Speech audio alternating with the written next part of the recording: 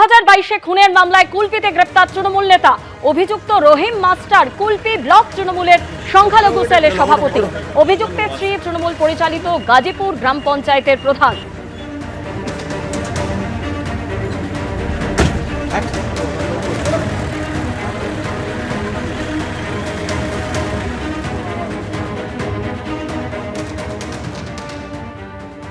রাজ্যে পালাবদলের পর একের পর এক পুরসভায় তৃণমূল কাউন্সিলরদের গণ ইস্তফা। বিভিন্ন জায়গার ছবি আপনাদের সামনে তুলে ধরছি।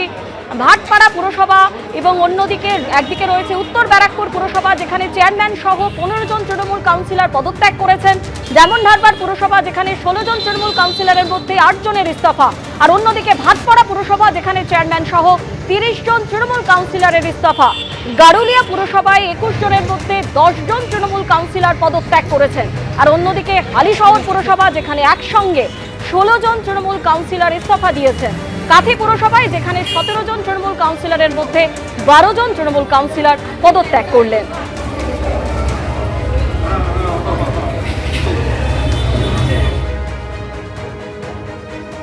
আর এরই পাশাপাশি ডায়মন্ড হারবার পুরসভা, যেখানে 8 তৃণমূল কাউন্সিলরের পদত্যাগ। পুরসভায় 16 জন তৃণমূল কাউন্সিলর, যাদের মধ্যে 8 জন তৃণমূল কাউন্সিলর পদত্যাগ করলেন। এসডিওর কাছে গিয়ে পদত্যাগ পত্র তৃণমূল কাউন্সিলরদের।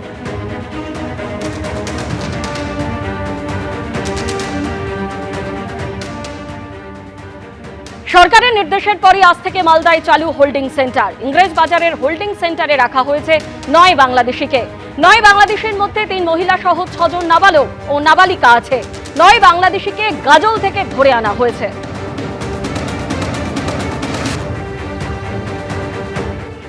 এই হচ্ছে মালদার হোল্ডিং সেন্টার।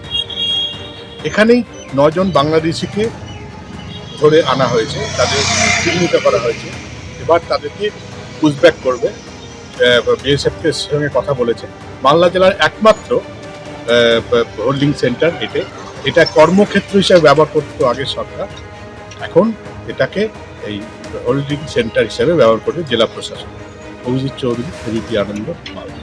আমাদের ভারতীয় নাগরিক নয় এরকম যে সমস্ত ব্যক্তি আছেন, তাদের তো অবশ্য হচ্ছে পশ্চিমবাংলা থেকে বা ভারতবর্ষ থেকে, আমাদের দেশ থেকে, তাদের নিজেদের দেশে এখান থেকে তাদের ব্যবসা করতে হবে।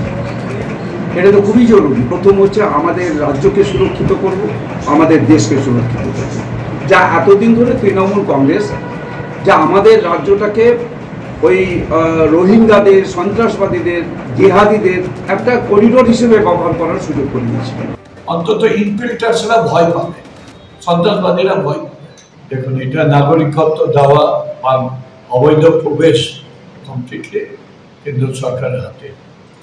কেন্দ্র সরকারের কাছে নিশ্চয়ই কোনো তথ্য এসছে, তারা এটা করছে। সত্যিকারের যারা বিদেশি বা ইনফিল্টার্স, তাদের বিরুদ্ধে শাস্তি হোক, কিন্তু যারা ভারতের নাগরিক তাদের বিরুদ্ধে যাতে কোনো এই ধরনের দমন-পীড়ন না হয়। এবিপি আনন্দ, এগিয়ে থাকে, এগিয়ে রাখে।